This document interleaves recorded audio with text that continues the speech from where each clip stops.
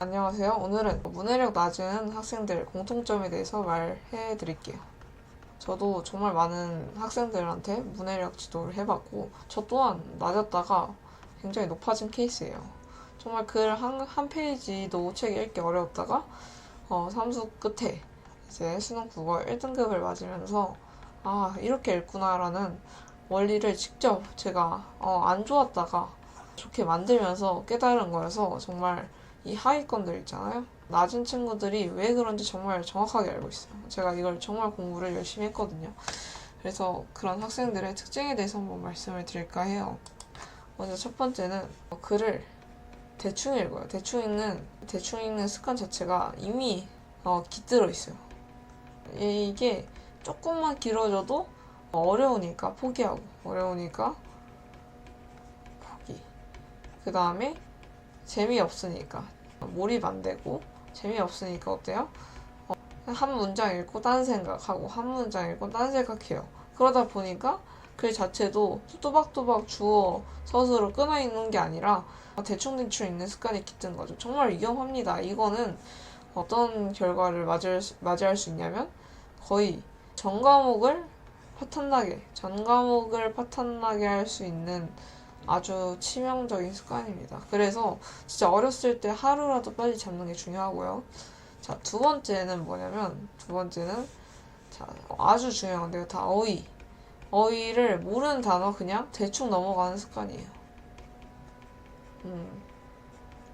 정말 위험하고, 이 말씀드린 습관 하나하나가 별거 아니어 보여도 이게 누적돼서 내가 아이가 예를 들어 13살이라고 쳐요. 그러면 15살에도 이거 하루라도 빨리 안 고치면 평생 그렇게 읽을 거예요.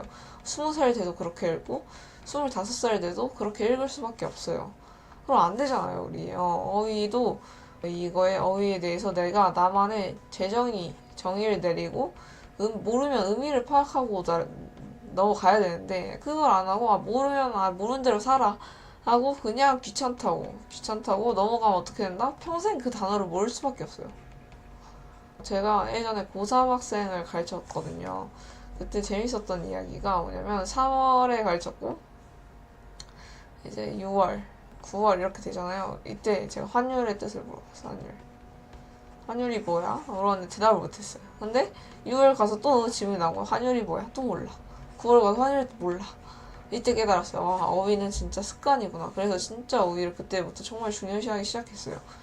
결국 문장에서 모르는 단어가 정도껏 있어야지. 다 이제 환율이란 단어를 모른다 쳐요. 그럼 다 환율이란 단어가 외계어로 보일 거 아니에요. 근데 이게 5쌍만 있어도 솔직히 영어 독해하는 것보다 힘들 거예요. 그 아이는. 영어 독해도 모르는 단어 5개 이상 있으면 이해가 안 되잖아요.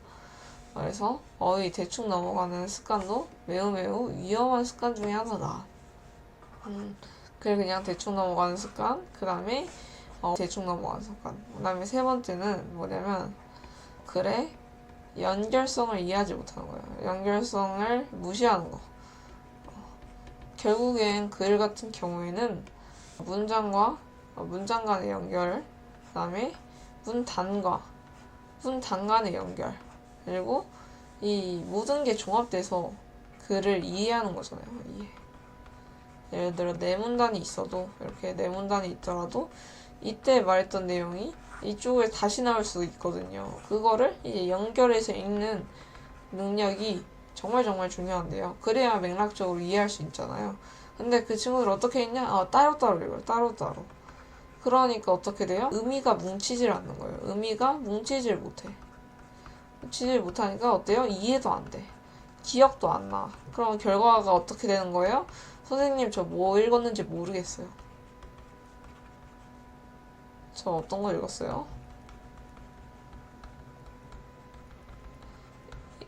이런 결과가 나오는 거예요. 그래서 글의 연결성을 꼭 인지시켜야 됩니다. 이게 보이는 순간 그 아이는 이제 좀 그 국어의 눈을 좀 떼이는 거라고 전 보고 있습니다. 저도 이 연결성이 딱 보이는 눈에서 와르르 보이는 거예요. 그 순간 와 이런 게 독해구나라는 걸 깨달았습니다. 그다음 마지막 네 번째 한번 볼까요? 마지막 네 번째는 사실 너무 많죠. 이런 여러 가지 방법은 너무 많은데 마지막 네 번째 뭐냐면 글의 문장에서나 문장 혹은 문단에서 모든 내용을 기억하려고, 모든 내용을 집착적으로 기억하려고 하는 학생이에요. 그게 무슨 말이냐면, 자, 문장과 문단이 있잖아요. 문장과 있고, 문장이 있고, 문단. 그래서 한 문장에서도 뭐 이렇게 글이 있겠죠. 이게 중요한 부분과 중요하지 않은 부분들이 있어요.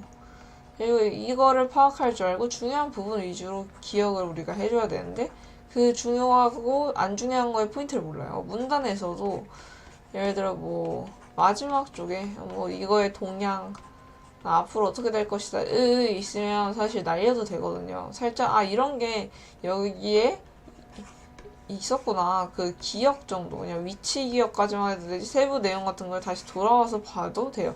근데 여기서 예를 들어 지문에서 비교 대조를 하고 있다, 혹은 분류를 하고 있다, 이런 경우에는 굉장히 핵심이고 글의 중심 내용이기 때문에 우리가 반드시 기억을 하고 이해를 하고 넘어가야 문제를 잘 풀 수 있는데요. 이 중요도를 구분하지 못하고 모든 게 중요하다고 믿으니까 또 위에 있는 결과가 나오는 거예요. 선생님, 저 어떤 걸 읽었는지 기억이 안 나요. 이런 결과가 나온다. 그래서 집중하면서 읽느라 글씨가 좀 그렇긴 한데, 자, 다음부터 글씨 좀 더 신경 써보는 걸로 하겠고, 그보다 첫 번째 대충 읽는 습관이 있다. 그다음에 어휘도 대충 넘어간다, 기억하지 않고. 글의 연결성을 무시하면서 읽는다. 마지막으로 모든 내용을 집착적으로 기억하면서 읽는다. 이런 특징들이 있습니다.